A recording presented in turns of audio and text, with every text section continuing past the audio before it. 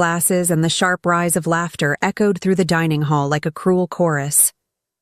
I stood near the table, clutching a silver tray stacked with steaming dishes, my hands trembling so badly I thought the plates might crash to the floor. "Hannah!" My mother's voice rang out, smooth but cutting. "Don't just stand there. Bring the food around. You can at least handle that, can't you?" The room erupted with muffled snickers.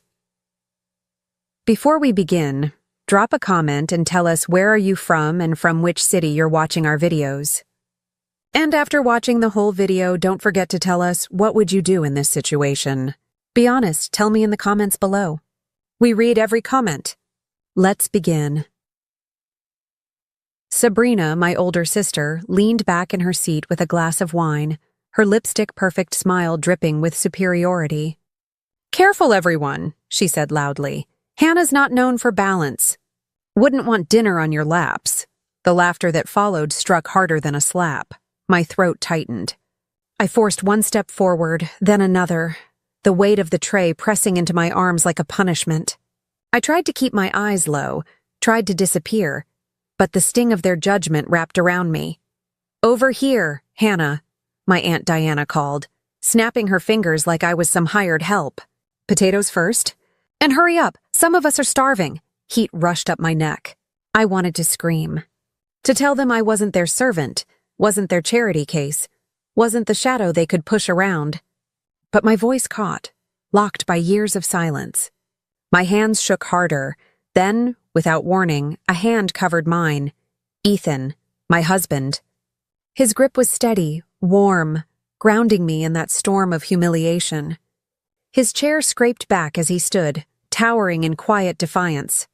The room fell into stunned silence. Without looking at them, he slid the tray out of my shaking hands, set it down with deliberate calm, and reached for me.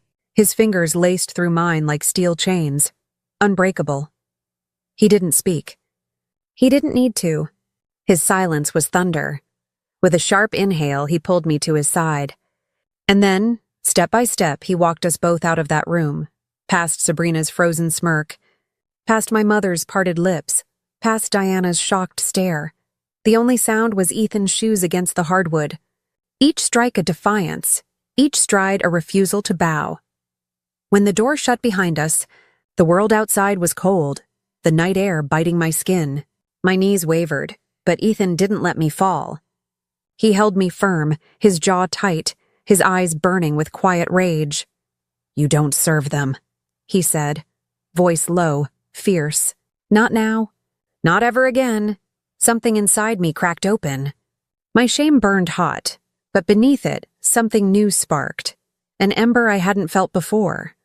I wasn't sure if it was strength or fury or both. But I knew this. They had humiliated me for the last time, and they would regret underestimating me. The phone lit up that night like a warning flare. First came the call from Sabrina, then my mother, then Diana. One after another, their names burned across the screen, and every time, Ethan hit decline. His face stayed calm, but the tightening of his jaw told me everything. "They don't deserve our words," he muttered, setting the phone face down on the counter. I sat on the couch, knees drawn to my chest, staring at my reflection in the black window. My cheeks were still flushed from earlier, but it wasn't embarrassment anymore. It was heat, a slow fire building in my chest. For years, I had let them mock me. I had let their words define me. The failure, the clumsy one, the girl who never measured up. Tonight had been their masterpiece of cruelty, the grand finale of all the little humiliations they'd piled on me over the years. But Ethan's silence, his simple act of walking me out, it had lit something in me, something they couldn't smother. The phone buzzed again. This time, Ethan turned it toward me. Lorraine's name flashed. "My mother. Answer if you want," Ethan said, his voice steady. "But remember, you owe them nothing." I hesitated, then pressed decline. My chest rose and fell with a strange, shaky laugh. "That felt good," Ethan smirked, sliding an arm around my shoulders. "Good, let it sink in. They'll call again. They'll text. They'll try to guilt you. But they can't touch you anymore unless you let them." As if on cue, the text started pouring in. From Sabrina. Wow. Dramatic exit, much? You embarrassed Mom tonight. Typical. From Lorraine. Hannah, you need to apologize. Family doesn't just storm out like that. From Diana. Ungrateful. After all we've done for you? Serving food is beneath you? Grow up. My hands trembled as I read them, but this time not with fear, with anger. I could almost hear their voices in those words, dripping with contempt, blind to the humiliation they had thrown at me. Ethan leaned in close, his lips brushing my ear. Delete them. Don't give them the satisfaction. But I didn't delete them. Not yet. I stared at those texts, memorizing every word. Because someday soon I wanted to read them again, not as a victim, but as someone who had risen above all of it. That night, lying in bed, I couldn't sleep. My mind replayed the party in vivid detail. Sabrina's smirk, my mother's smug tone, Diana's snapping fingers. Every sound, every glance replayed like a film I couldn't switch off. At one point, Ethan rolled over, eyes half open. Still awake? Yes, I whispered. He touched my hand gently. What are you thinking? I stared into the dark. That I've wasted years letting them define me. That I've swallowed every insult, every laugh at my expense. And that tonight? Tonight might have been the last time. Ethan's eyes softened, but his voice carried that quiet steel I had always admired. Then let it be the last time. You don't need to fight them with words. You fight by living better, stronger, smarter. I nodded, my chest tightening. He was right. Screaming at them wouldn't change anything. But showing them I was no longer the weak girl they toyed with? That would odd. The next morning I made coffee and opened my laptop. For once, I didn't avoid my reflection in the screen. Instead, I leaned closer, studying the woman staring back at me. Tired eyes. Bruised pride? But there was something else there too. Resolve, and for the first time in a long time, I whispered to myself, they don't own me anymore. The phone buzzed again. Another text from Sabrina. We're meeting tonight. Don't make this worse by ignoring us. Be there. I stared at it for a long moment. My fingers hovered over the screen. Ethan came into the kitchen, coffee mug in hand. Another demand? Yeah, I said softly, showing him the text. He read it, then gave me a small nod. If you go on your terms, not theirs. I exhaled slowly, a strange calm washing over me. Maybe it was time. Not to apologize, not to beg, but to show them something they'd never expected.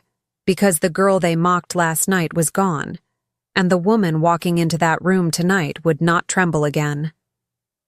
The restaurant buzzed with chatter, silverware clinking against plates, glasses toasting under dim light. My stomach knotted as I walked in, Ethan at my side. Sabrina had chosen the most crowded place in town. Of course she had. She wanted an audience. At the back table, they waited. Sabrina, lounging with her glass of wine. My mother, Lorraine, lips pursed tight. Aunt Diana, leaning forward like a judge about to deliver a sentence. Sabrina spotted us first. She waved, a smirk tugging at her lips. Well, look who finally decided to show up. I slid into the empty chair, Ethan sitting beside me. I kept my shoulders straight, my face calm. My hands didn't shake this time. Lorraine cleared her throat. Hannah, last night was unacceptable. Family doesn't walk out in the middle of dinner. You humiliated us. My chest tightened, but I didn't flinch. I didn't humiliate anyone, I said evenly. I just refused to play your servant. Diana scoffed, rolling her eyes. You're overreacting. It was a joke. Everyone pitches in sometimes. No, I said, my voice sharper now. It wasn't a joke. It was a display. You wanted me small. You wanted me trembling in front of your friends. And you enjoyed it. Sabrina leaned forward, smirking. Oh, come on. Don't act like a martyr. You've always been sensitive. You can't handle a little teasing, and suddenly you think you're above us. The word above struck me like a dare. I glanced at Ethan, who sat stone-faced, letting me take the lead. My pulse raced, but not from fear, from fire. I've let you tear me down for years, I said, meeting Sabrina's eyes. You called me useless, clumsy, weak, and I believed it. I carried it. But last night, when Ethan took my hand and walked me out, I realized I don't have to carry it anymore. Lorraine's expression hardened. You're being dramatic. We raised you, gave you everything. And this is how you repay us? By turning against family? I laughed under my breath, quiet, bitter.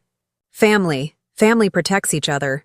Family doesn't put one of their own on display like a servant at a dinner table. You've mistaken control for love, Lorraine. And I'm done playing the part you wrote for me. The table went still. Sabrina blinked, caught off guard by the edge in my tone. Diana's smirk faltered. For the first time in years, I wasn't shrinking. I was towering. Sabrina tried to recover, swirling her wine. So what now, Hannah? You walk away and never look back. You think you're better than us because your husband stepped in to save you? Ethan's voice cut through the air, low but commanding. She didn't need saving. She just needed reminding of who she is. The words landed heavy. My chest swelled. I turned back to them. You asked me here tonight to scold me, to drag me back into my place. But I'm not here to apologize. I'm here to tell you, you don't get to decide my worth anymore. Not you, not Sabrina, not anyone. Lorraine's face flushed red, her voice trembling with fury. If you walk away from this family, Hannah, don't expect us to be here when you come crawling back. I leaned in slightly, my voice calm, almost cold. That's the difference. I won't be crawling anywhere. The silence that followed was suffocating. Even the clatter of dishes from nearby tables seemed to fade. For once, they didn't have a comeback. I pushed my chair back and stood, Ethan rising with me. My pulse thundered, but I didn't tremble. My hands were steady. My voice steady. My resolve unshakable. I looked directly at Sabrina, her smirk finally cracked. You wanted me to serve you dinner. Instead, I served you the truth. Ethan took my hand, just like the night before. We walked out step by step, leaving them behind in their silence. This time, though, it wasn't just an escape. It was a statement, because I knew something they didn't. This was only the beginning. The days that followed were strangely quiet. No more endless calls, no more texts demanding apologies. Sabrina, Lorraine, and Diana had gone silent. But silence wasn't peace, it was strategy. I knew them well enough to recognize it. They weren't done. They were regrouping. Ethan and I carried on with our lives. He worked his shifts at the firm, and I, finally free from the shadow of their voices, threw myself into the design work I'd always been afraid to share. For years, I had sketched clothing in the back of notebooks, too embarrassed to tell anyone. I could already hear Sabrina's cruel laugh in my head. You? A designer? Don't be ridiculous, but now? I didn't care what she thought. I set up a small workspace at home.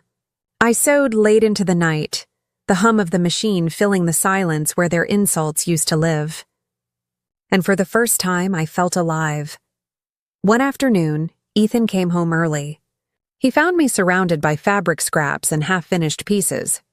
He leaned on the doorway, smiling softly. You look different, he said. I raised an eyebrow. Different how? Like a woman who stopped waiting for permission. His words sank deep. He was right. Weeks turned into months. My little sketches grew into finished garments. A friend convinced me to post photos online. Then a boutique owner in the city reached out. Then 2 more. Before I knew it, what had once been a secret hobby was becoming something real. The night of the boutique launch, I stood in front of a mirror in one of my own designs, nerves rattling but pride steady. Ethan adjusted his tie and gave my hand a squeeze. This is your night, he whispered. When we walked into the boutique, I froze. They were there, Sabrina, Lorraine, and Diana. Standing near the entrance, dressed to the nines, eyes wide as they took in the banners with my name printed across them, Hannah Whitmore Designs. My breath caught, but Ethan's grip on my hand steadied me. Let them see, he murmured. The boutique was buzzing, fashion writers, local buyers, even a few influencers snapping photos. And there I was, the woman they had forced to carry trays at a party, now standing in the center of a room filled with people celebrating me. Lorraine was the first to speak, her voice cutting through the noise. Hannah, This is yours? I met her gaze, calm but firm. Yes, mine. Sabrina's smile wavered, her words dripping with disbelief. Since when do you do this?